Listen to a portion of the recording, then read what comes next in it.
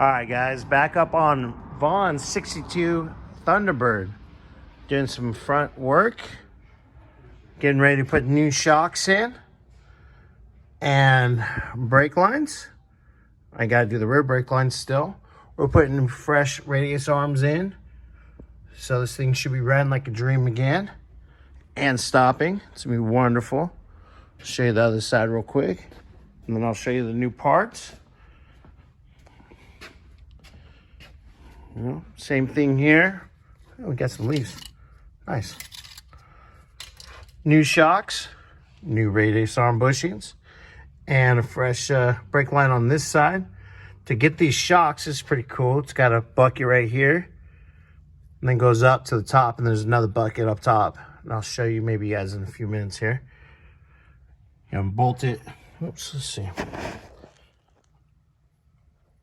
Get you some. You undo the bolt there, take the bushing down, and then let's get this car down real quick.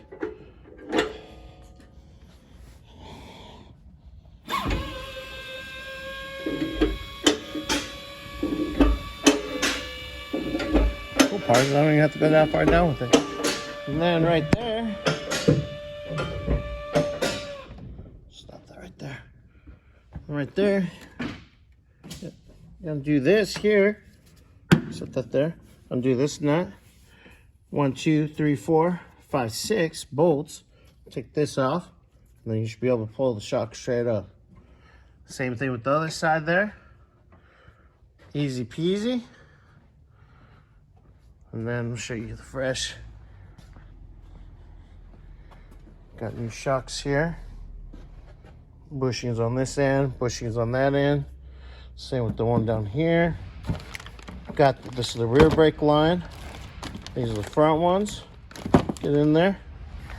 And then we got the radius arm bushings going in today.